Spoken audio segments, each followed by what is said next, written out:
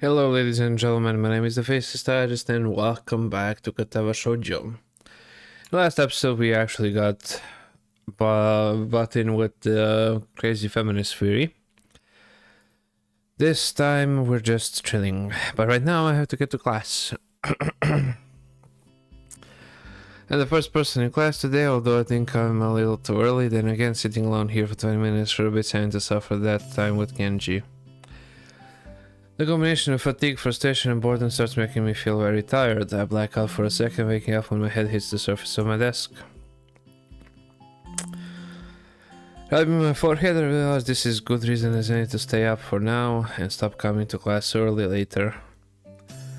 Eventually I hear a tapping noise outside in the hallway and Lily's tall figure appears in the doorway. She's not in this class, so she must have some other business. Maybe she's looking for Hanako. Lily stops at the door looking hesitant as she was a vampire who can't come in unless invited. I consider doing so because she looks rather lonesome standing there. She steps in her own accord though. After standing in her skirt and shirt collar as if it was important to look prim when entering our classroom. Excuse me, she calls into a quiet room with probing delicate voice. I realize the silence might unnerve her because of her blindness, so I break it. Good morning, Lily. Yes, good morning, I didn't hear you come in. I wonder if she thinks it's suspicious and said anything to her before. It's like if I were to tell too big a lie now it would sink me. Well, I was already here just asleep until now. Oh, have you seen Hanako today by any chance? No, she seems to come in only just before the bells ring. Or after that. Do you want me to tell her something for you?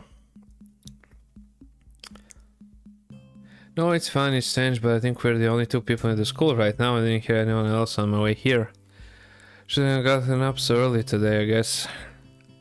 You're chastising yourself for doing something that other people should. Punctuality is a good thing, I think so anyway.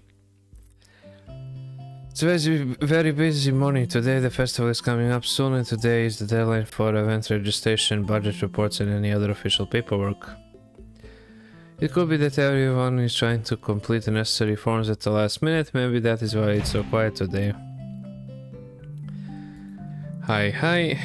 Misha pops in the room with Shizune, as if on cue, shouting with a loudness that makes Lily visibly flinch. Hi Hichan, hi. Shizune. Look, it's a class representative, hello. Lily smiles, probably amused by Misha, or Shizune's use of the words look. Good morning. Of course you're not the representative of this class, right? I'm not. Lily seems a little more guarded in her answer to Shizune than she was with me the other day. I guess they really don't get along at all. Then I realized that Lily might actually not know Shizune is present and she's trying to detect whether or not she is to know who she's talking to. Well, she knows she's talking to Misha, but I know that she and Shizune are practically inseparable. She might expect Shizune being the one that actually talks.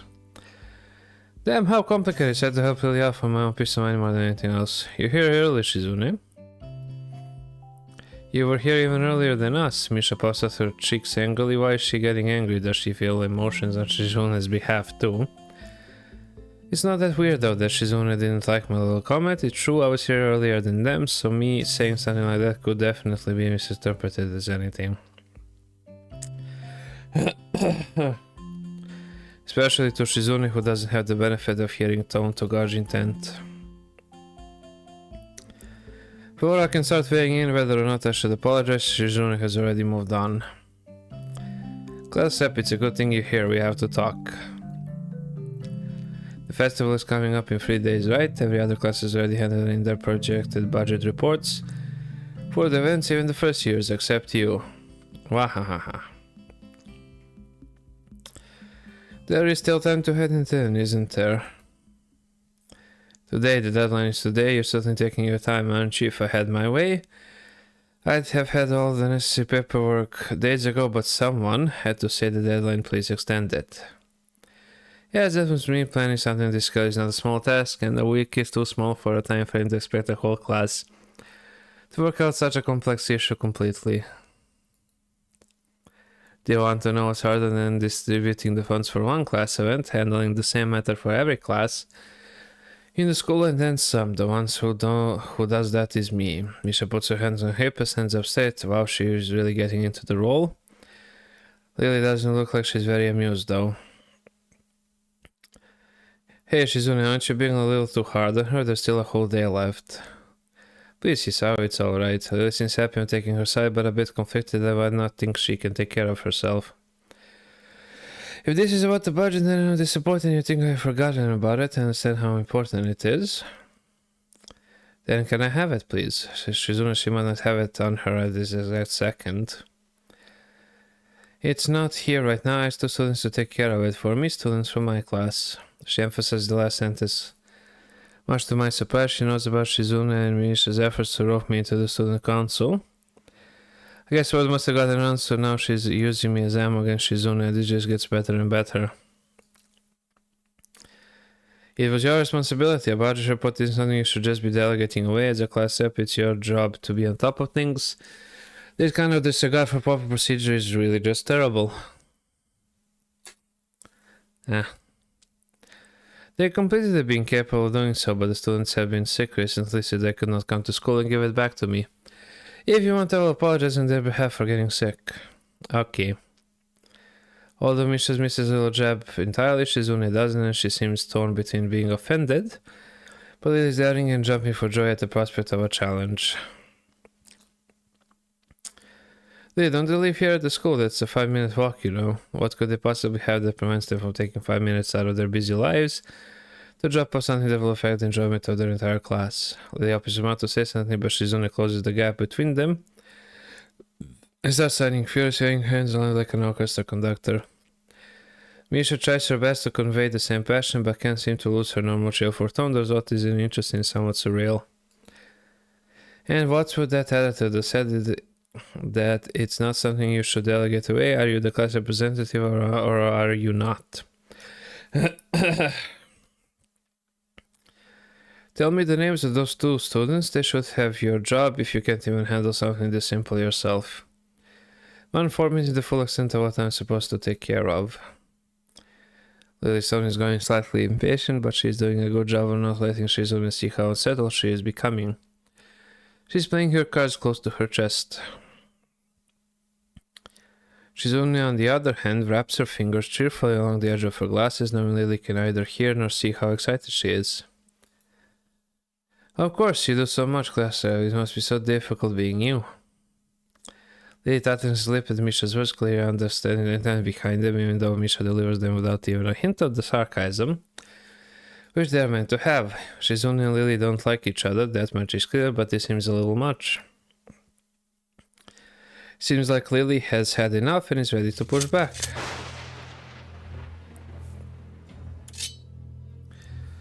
I was actually just discussing the budget report before you came by. You must be very talented to have finished all your student council duties so quickly that you can check me down to make sure I don't forget my own. Are you accusing me of slacking off?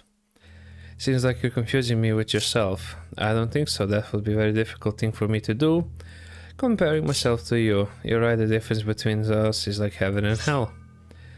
And it's not hard to guess which one you might represent. The air between them ripples with the heat of their enmity. Yeah, those are panties right there. Well, not really, they can't disguise it anymore, though. Even Misha looks like she's beginning to understand the real nature of this conversation. Hichan, don't you slack off either. What are you talking about? Aren't you taking part in the festival, Hichan? You are, aren't you? Then I hope you're going to do a lot more. Let me sure you go smoothly than this person. I understand she's only suddenly getting mad at me.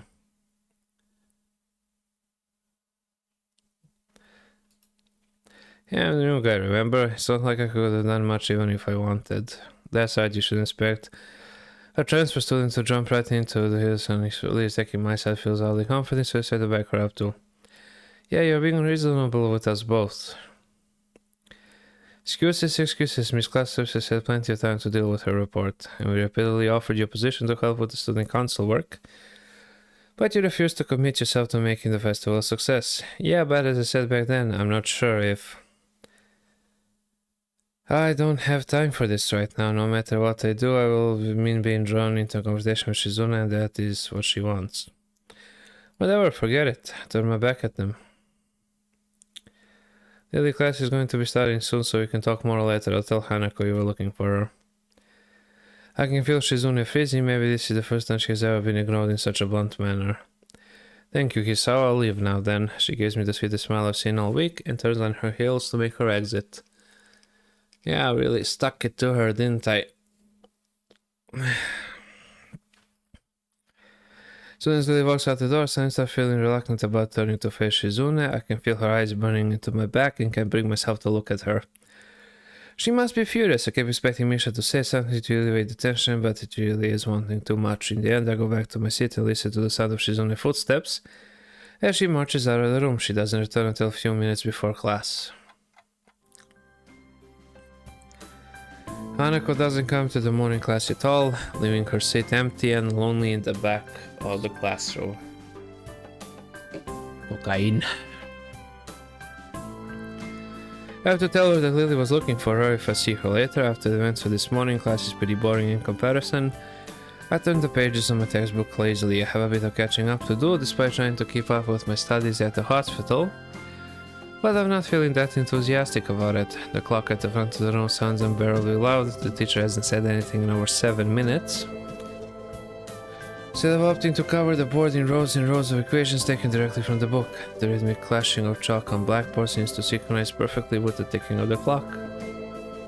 I start to copy down the equations just to pass the time, even though they are right there in the textbook.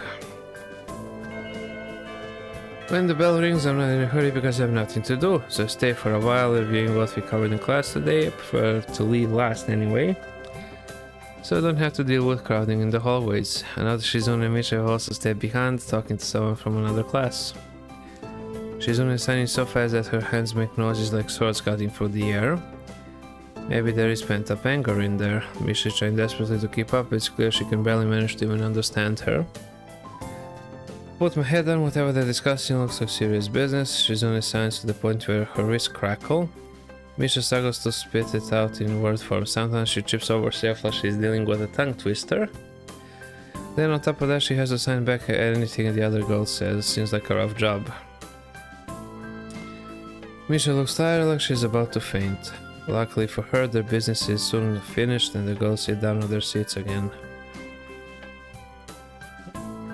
Oh wow, I'm so tired. She's hanging her head limply on her desk, looking exhausted. I'll use the opportunity to reconcile with Shizune a bit without getting roped into the student consulting again. I suspect the door is now closed for me. Festival preparation must be tough for you. Indeed, the people in this school seem to be taking the festival very seriously. Whenever I see people idling around before and after class, they're always talking about their plans for it. It's kinda neat to see everyone being so enthusiastic about it. I'm probably the only one who doesn't have something to do. Shizune scoffs at me at first, as if trying to decide whether to ignore or sneer at me, but in the end she starts signing without doing either. Misha perks up, looking at her hands with slightly unfocused eyes. She sends a harsh, heavy, dramatic strokes. Misha translates the signaling into speech for me.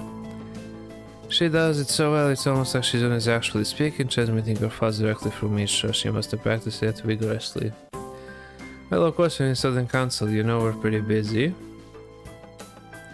It's an important duty of ours to ensure the success of the festival with all our strength. We will shame ourselves in front of the past student council generations if the festival were to fail. That's why there must be no flaws. No, I think that was encumbrances. No, nothing that might make the festival short of perfect. Shizune's passionate speech and Misha's acting are really oddly fitting of them. Oh, hello. Look over my shoulder and see Hanako peering timidly into the classroom, most of her body hidden behind the door. Hey, playing delinquent again? Hanako blushes hard at Misha's straightforward jab, even if it was only a jest. Shuna stares at her problem, causing Hanako to look down and stare backingly away to the point where only her fingers can be seen wrapped nervously around the edge of the door. Maybe she is showing her dislike of Hanako as an association of her dislike of Lily. It appears so, and Hanako probably knows it as well. What is it, Hanako? Has Lily been here? Sorry, haven't seen Sato. She came by in the morning, though. Hanako keeps looking uneasily at Shizune, who stares back at her with her usual studying gaze. What is she trying to do? course, Shizune isn't going to look away as she is intimidating enough as it is, so I can only imagine how terrified Hanako would be. It is a little uncomfortable watching Hanako's reaction to Shizune's normal behavior. This is what happens when two people of two different extremes meet, it seems. Do you know where she is? She has any settings in her head. She is in her class and working on their festival project. But who knows where the woman is loitering at. You need to find her. She was looking for you in the morning, but I guess you have missed each other. She waits a little without answering the simple question, looking awfully like she's not sure if it's proper to answer such a question. Yeah, I can come with you, if it's okay. Anata nods fractionally, still on guard, her shoulders stiff like wood.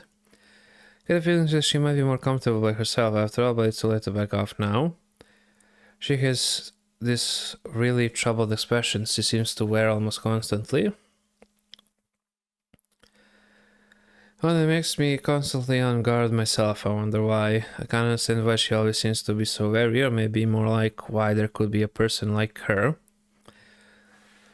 But I still have no idea how I should act around such a person. It's dinner time, so we're planning to eat with Lily. She nods slightly, so she must have been trying to get in the cafeteria. Well, there's something of a diner crowd, just like the cafeteria is crowded during lunch. It's not as bad because dinner time is longer than lunch hour. But I can stand why Hanako could be discouraged from going. I pick up my bag and we take our leave. Hanako skips a little to me at my initial pace, so I slow down to match her speed. It doesn't take long for us to be walking at a comfortable pace down the hallway. Almost feels like we're going for a stroll together, something that I can't say I've really done before with a girl. Hanako doesn't seem to be thinking the same thing though. Even though we're walking at the same pace, she never comes within his arm's reach of me. I guess she's still a little uncomfortable around me. Given how shy she is, there doesn't seem to be much helping it, at least for now. By the time we arrive at the cafeteria, there is not much of a crowd there, but Lily is nowhere to be seen. Hanako's head sinks even lower than usual. Have you looked somewhere else already? Just at the library, I was reading. So she does spend the classes she skips at the library. Ah, so not exactly a thorough search then. Well, if I had to guess, she'd be in her own class. Like Shizune said, right? Right. The slightest of nods, Hanako agrees with my reasoning. God, she's being so awkward. It's like I need to double layer silk gloves with padding to even begin interacting with her.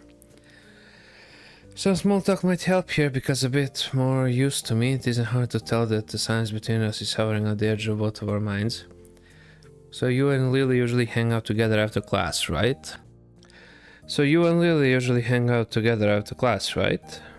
Yes. I'm not quite sure what I expected from her answer, nor why I even asked the question. That much was rather obvious, after all. She doesn't seem like the type to cultivate a social circle either, so I suspect that Lily may well be her only friend. Must be a pain being in different classes, I'm guessing.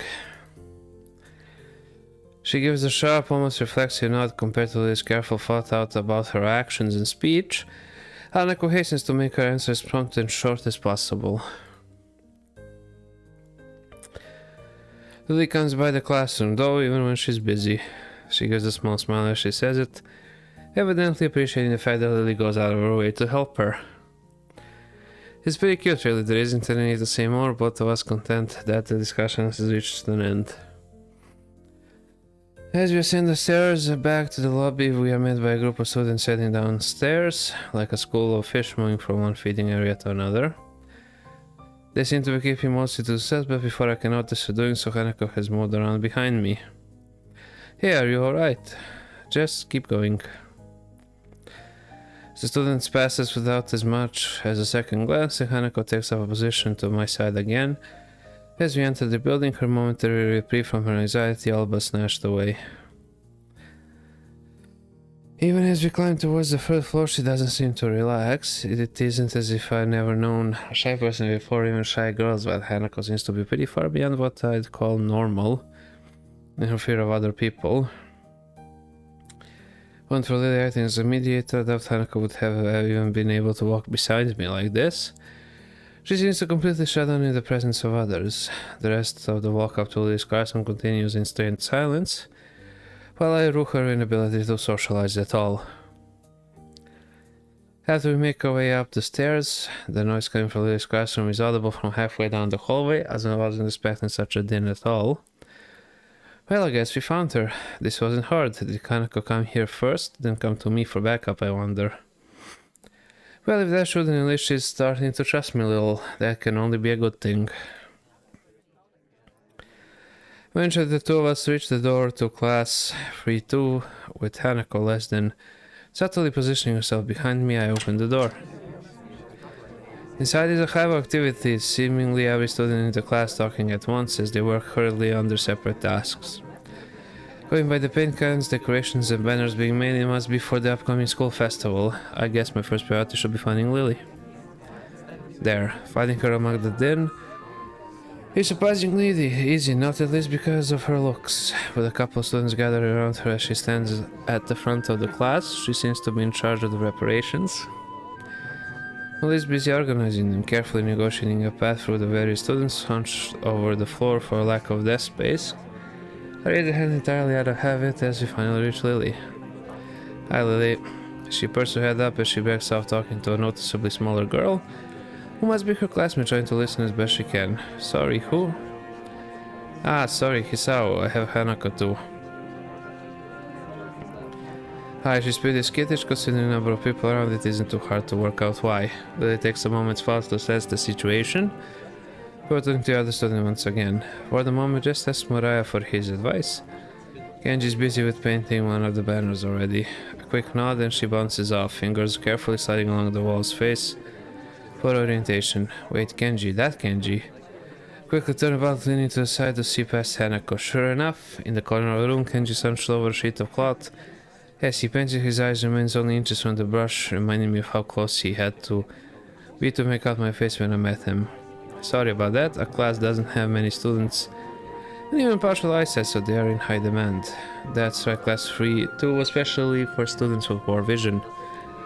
Preparing for the festival must be pretty arduous for them. Need a hand? I could give you help if you need some. Maybe Hanako could too. Chances that her mind something would do her good, but I doubt she has the courage to ask outright. She quickly nods in affirmation afterwards, so I'm confident I made the right move. That gives a noticeable sigh of relief. Ah, that's good, they might actually get finished before everyone goes off to dinner now. Would you be able to help the person painting the main banner? It's a big task for him to do, but nobody else can help. Kenji, sure. She seems surprised and annoyed, I can't really blame her. I take it you've met? Our rooms in the dormitory right next to each other, hard to miss each other really. Well, it's good to see you're getting friends so fast. Friends, I wonder if that's the right word to use for him. Hanako silence during the proceeding reminds me of the reason I put her up to help me in the first place. Well, I'll go help him then. He knows what needs doing, right? That's I just ask if you have any problems. Closing the scent, Hanako and I begin another trek across the classroom. Kenji sits crouched on the floor, his gaze fixed on the white kaku in front of him. Hey Kenji. No answer, he continues dragging his paint-soaked brush along the large half-painted kanji that's sketched on the sheet in pencil. Kenji. Huh? What? Who is it? If this is the way he treats class members, it's no small wonder he's working on his alone. It's me, Hisao. Right, I know that man. What are you doing here, though? It's Missy that annoys me. He must be the type to really get focused on his work, hating to be disturbed by anyone until he's done, I suppose. While we talk, the sound of Hanako's footsteps as she walks out from behind me remind me that she's here. I'm just going to help with the banner, Hanako and I, that is. Hello. Oh, hi, I guess that's okay. So the Hanako enters the carriage, his demeanor takes a complete about face, his sudden flux hospitality slightly unsettling. Alright, woman. Second thought, this might not have been the great idea after all. Hanako and I currently set ourselves down on the opposite side of the cloth banner to Kenji, noting to several small paint tins on the ground around that class 3-2 noodle stall. Yeah, guys selling noodle at the festival on Sunday. Yeah, some stalls outside or something. Or something is. Non-committal nature sparks a fair amount of suspicion on my behalf. The task at hand comes first though. So how do you want to split this? We do borders while you do the text, or do you want to switch and do the borders? Text is mine, you do borders. He had surprisingly strong feelings on the topic.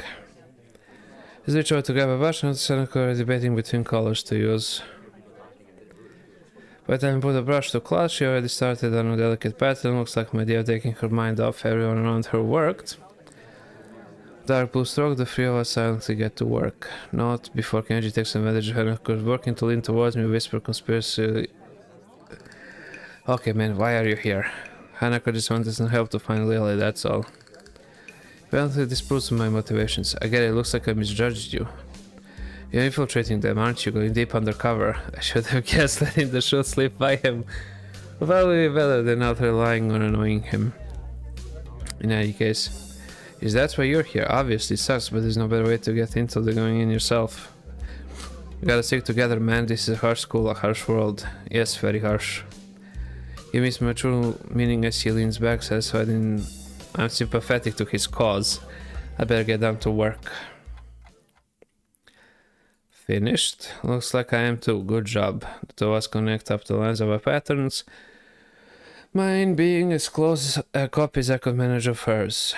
With a grunt, I'll lever myself off from the floor and look around. Aside from Hanako myself, there's only Kenji left finishing off a sign, as well as Lily and a couple of students talking among themselves in the classroom. Looking at my watch, it's no surprise it's getting pretty late. Need a hand? Find Hanako, which she uses to get herself up. Yeah, she does. I can't help but glance at her wrist. If her scars extend even to there, just how much of her body was burned. Feel a pang of guilt about it, however, she quickly covers her wrist with her other hand. Looks good, doesn't it? She looks surprised for a moment before noticing I meant a banner. It does, I guess. Her smile shows that she feels a slight sense of pride in the result, just as I do.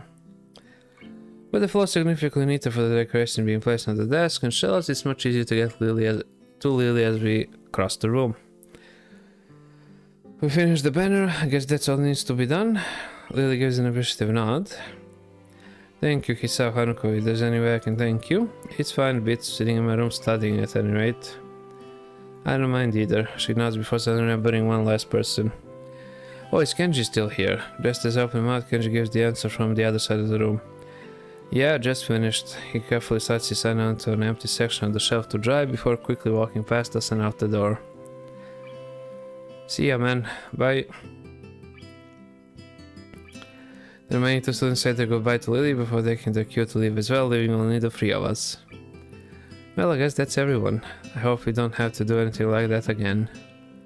Working past school time. Indeed, the class plans this year were ambitious, maybe too ambitious. The stalls look nice though. She's right, it shows that a lot of work has gone into them. I'm sure a lot of us will be glad to hear that. At least now there's not much work to do until the festival itself. It's getting pretty late, should we go? That's probably a good idea. You're going back to the dorms as well, Hisao. Yeah, I guess I'll tag along. Nighttime lighting really makes the gardens look quite different compared to the usual look of lush greenery. Things are much more calm. Being that it's so late, the lack of students around probably helps. The odd one or two can be seen scurrying to and from the dorms, trying to eke the most out of their approaching curfews, but no more. All that can be heard is our footsteps, in addition to Lily's cane regularly gently tapping the ground in front of her. It's nice to finally be able to relax a bit after the mad rush during school. Without even noticing it, I let out a small yawn. Tired? Yeah, still getting used to the flow of things, I guess. That thing with Shizune took me kinda off guard though. I grit my teeth a little at the candy mention of their rather public splat. That said, I do want to sort out what in the world was behind it. Ah, about that, I'm sorry about it being so public. Shizune and I go back some ways.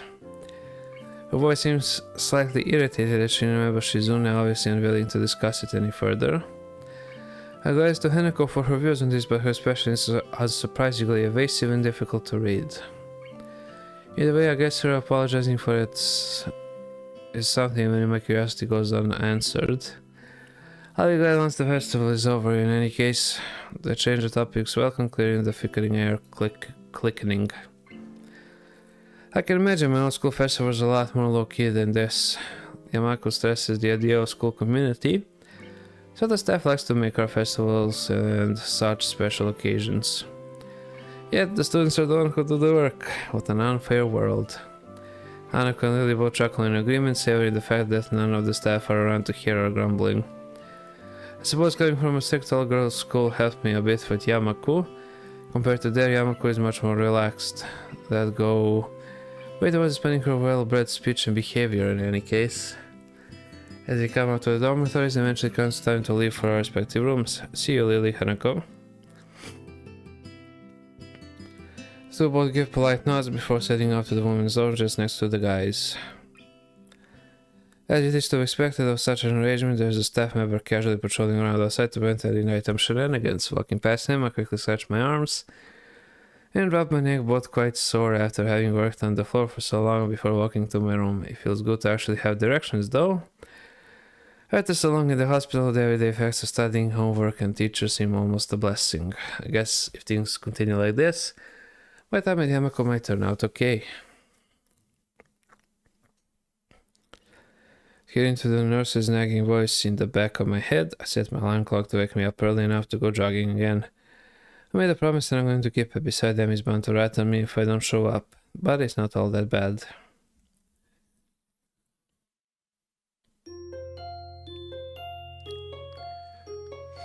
I'm gonna rip off my nose, I swear to God. I'm gonna rip it out. My morning alarm goes off and I flail about uselessly for a while until I remember that I decided to give morning runs another shot. I don't know if this was my greatest idea, but I'm determined to keep going. This is about my health after all. Sure, things haven't been great lately for me, but that hasn't made existence so intolerable that I'm not going to try everything I can to stay healthy.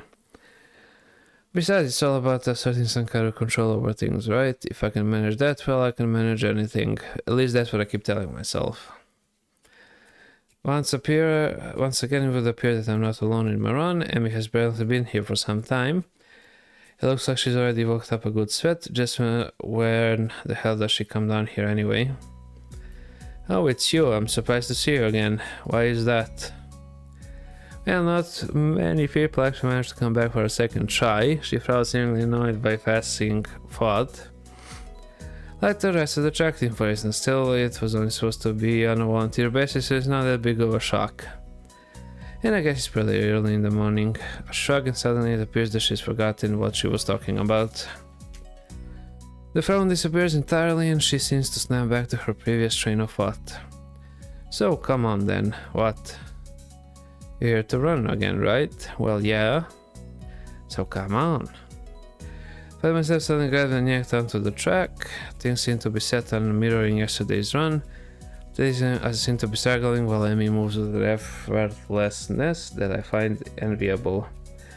It's incredibly bothersome to be so easily worn out. I know I should be patient, working towards things gradually, but it's difficult to stay positive about this. We're on the track and start on our second lap. Emmy seems to have grown impatient, keeping pace with me, and begins to pull away. This is where I gave out yesterday. Will I be able to do more? Go for it. What am I doing here? I'm really just going to fall and let Emmy pull ahead. I speed up. The second lap's done quickly and without even considering it. I keep going.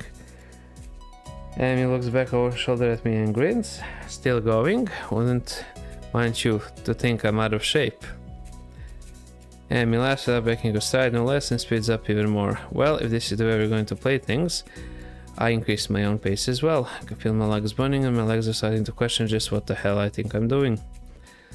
Lactic acid screams in my muscles, but I close my ears. I can't let myself fall behind because that would be a loss. The rational voice in my head inquires mildly just when we started playing a game. And I said, but I'm having a lot of trouble thinking at present. She's so fast. How the hell does she keep it? It's like a string falling out of my chest, a choking feeling of narrowness and pain. Before I can think of anything else, then oh shit, the track disappears from under my feet. I stumble, one hand shooting down to clutch at my chest, the other hitting the track to keep me from falling on my face. Amy rolls around and her eyes widen. He saw. She yells at me, sprinting from the other side of the track. What's wrong? Nothing, just keep your breathing steady, calm down, don't panic. Don't panic, do you need me to get the nurse? I close my eyes, shutting out the outside world. My heart struggles to regain its rhythm. Slowly in my chest begins to subside, soon it's gone like nothing happened. It was nothing, no something happened there. My eyes again glanced at me very worried at me. I think I'm fine. My voice sounds weird even to myself, oddly even a matter of fact, it makes Emmy frown. I don't think you are, she seems to come to a decision now to herself. Right, you're coming with me. You've got to see the nurse. Emmy guys, my arm drags me up. I feel a bit wobbly, but I refuse to shoulder Emmy offers for support. Honestly, I'm a little ashamed by my own weakness. I'd rather not have Emmy concerned about me, but it seems to be too late. Heck, I'd really rather not have anyone concerned about my condition, though at this point it seems like to be too late for that. I'd like to be able to deal with the whole thing on my own, without being a bother to anyone else. While I'm wishing for things, I'd rather not have this condition in the first place. Nurse, I'm crashing into his office without knocking, but doesn't alarm the nurse in the least. Good morning, Sunshine. What's up? Sunshine, anyway, he comes and sips his coffee mug but lays it down after following Emmy's gaze to me looming in the doorway. Isao, what brings you here? We were running and he stumbled over and started grabbing at his chest, and I thought I'd come get you and make him wait there, but he said he was okay, but then Easy there, Emmy, calm down. Isao, what happened? I don't know, we were running and then my chest started hurting like that time before, but it went away after a few seconds. It was just a flutter or something. The nurse frowns as if to say that just a flutter is some kind of oxymoron. It didn't mean quite this when I suggest to get some exercise. You got to be more careful, Hisao. I was being careful, I just... Come to think of it, I just got into race with a member of the track team. Doesn't seem well resonate as I thought it would. That is, I was racing Emmy. Emmy, is this true? And if you're just looking adorable because I'm well. Finally, she can't seem to bring herself to say aloud and merely nods. The nurse sighs and rubs his forehead with one hand tirely. Emmy, you got to be more sensitive to the limits of others. I don't know if he told you, but Hisao has a bad heart, and getting him to race you was incredibly irresponsible. Actually, I started it. The nurse is stunned by my statement. You what? We were just running and Amy started to pull away, and so I sped up to catch her. The nurse stares at the ceiling, muttering a prayer for patience to some god. He looks back down at the both of us. So you're both stupid. That's a comfort, I guess. Now come on, Hisao, I got to make sure your heart's not going to explode or something. I just will obey and follow him to the adjacent room where we ascertain that I am in fact not going to kill over and die. So how does it feel? I don't know, nothing much. Tired, but it might just be from the exercise. You should stay here for a few hours and rest, and we'll see how you feel after that. I'm not going to object, so I lie down on the infirmary bed. For the miserable Emmy comes in after getting an earful from the nurse in the other room. I couldn't hear what he said through the closed door, but I'm sure it wasn't pleasantries. Look, I'm really sorry. I should have been more careful. Hey, you didn't know, it's not your fault. She looks awfully down and sorry, and my assurances don't do anything much to cheer her up. I want to make it up for you, again with a decisive nod, so you have to come to lunch with me. I'll bring it for you, okay? Something really good. Except for that you don't have to, but... Then shut up and just nod at her when I see her face. Good. You can meet on the roof. Yeah. Yep, the weather's nice now, so the roof's a great spot for lunch, you know. I see. You'll come, right? You wouldn't deny me the chance of making it up to you. Of course not. Great. See you there. Stay afloat somewhere between asleep and awake, feeling completely drained. Not only my body, but all of me is limp and paralyzed. But from my senses, I swallow with each difficulty, then try to lie as still as I can, which in this state is not a very hard thing to do.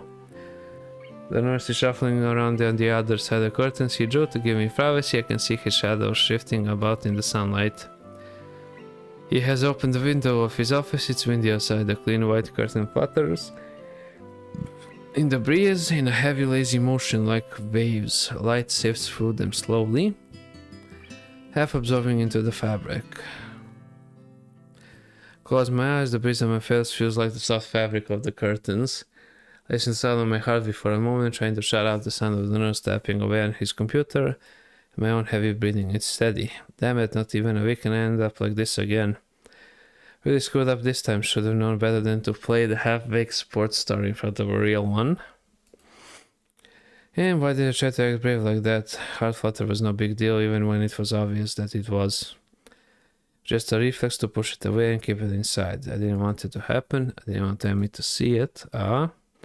Stupid, stupid, stupid. I have to be more careful or I will end up in the hospital again or worse. That's my final thought before I give in to the tiredness.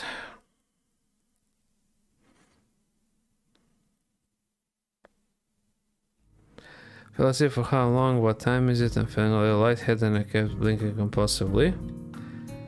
Pushing the curtain aside, I squinted my eyes against the unfiltered light pouring in from the window. The texture of the canvas feels nothing like the wind did before. The nurse looks up from his work, sitting exactly where he was before. How are you feeling? I can't really tell, so don't answer anything. I'm feeling kind of groggy from falling asleep at such a weird time. Hopefully I don't look too weird. What time is it? Me croaking the question to gain some orientation, nurse looking at his wristwatch before answering. Things seem to happen in slow motion.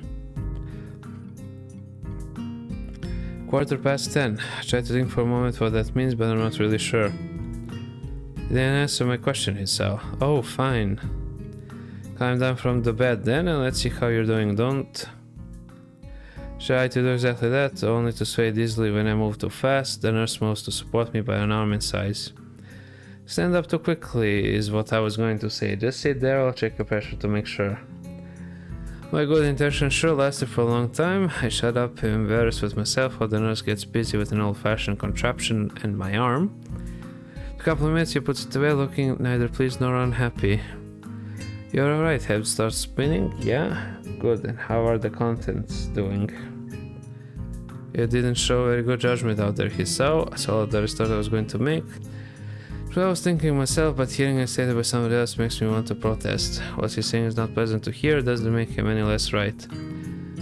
No sir, he nods, still looking as neutral as he was before. It would be easy to be angry with him if he said, told you so, or something, but he doesn't. I can try and help to keep you help, but ultimately the last call lies with you. Hopefully this little episode will be something I'll remind you of that. Here a note for your teacher to avoid an interrogation.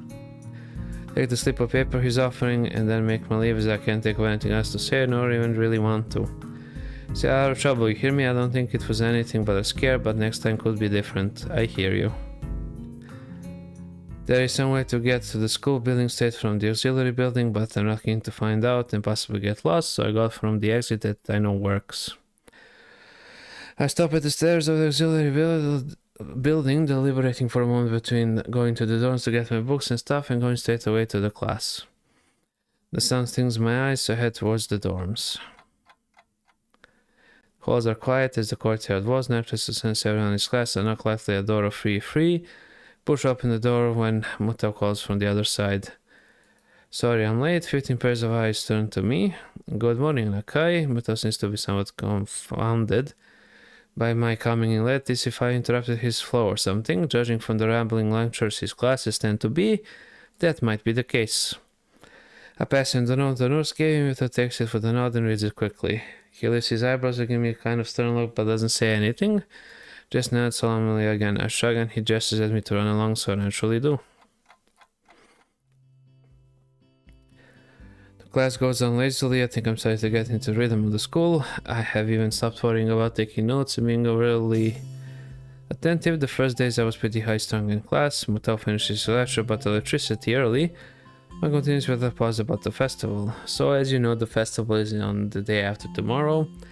Hope everyone's projects are going to be successful this year. Have a good time, but also come Sunday, please. Keep the meaning of this festival in your minds. Games and fried food. Everyone bursts out in laughter, and so do I. Yes, thank you, Mikado. But what I meant was more than the remainder of the sentence is buried beneath the ring of the lunch bells. And everyone starts packing their things. Muta deliberates for a moment, but since almost nobody seems to pay attention anymore, he gives up and sits down. Scouting in the hallway or a scout that as hallways in the school probably get, most of the students seem to be heading down for the cafeteria. Normally I join the floor and grab lunch myself, but today is different. Today I've been invited to lunch on the roof. An odd location, but that's where I was told to go. Fortunately I managed to find shelter from the storm of the lee of the classroom door. Eventually the torrent subsides and I step tentatively out into the hallway, only to bet Miami, who comes flouncing down the hallway like a cannonball. Hey, Haiku, great timing. I have super extra lunch today's promise. Let's go upstairs. Stairway to the roof is a little dilapidated, but it's clearly been used recently. At the top of the stairs is a door, complete with missing padlock. I wonder who the intrepid individual was that removed the lock. Amy shoves the door open and steps beaming into the sunlight. Suddenly a tall dark stranger appears out of nowhere, standing imposingly in front of us. Amy flinches back, almost falling back down the stairs. Hello? Yaps, you scared me. Rin? Wait, isn't she... Hello. Noticing Rin speaking to me, Amy looks curiously at me. You two know each other? I look confused at Amy. She's that friend of yours. Rin has turned her gaze towards the clouds drifting above the school. I didn't know you knew this person, Amy. The awkward silence lasts only for a few seconds till Amy lets out a tiny giggle, shrugging the coincidence off. I want to take yourself for lunch. If you know him, that's just better. Oh, that doesn't mean I don't get food, or did you invite him for lunch without the lunch? Neither. I have food for free. Nice thinking. They walk to the other end of the roof while I stay at the clock tower for a while, taking in the atmosphere. There's nobody else but us here. I guess the roof is not as popular as it is in other schools.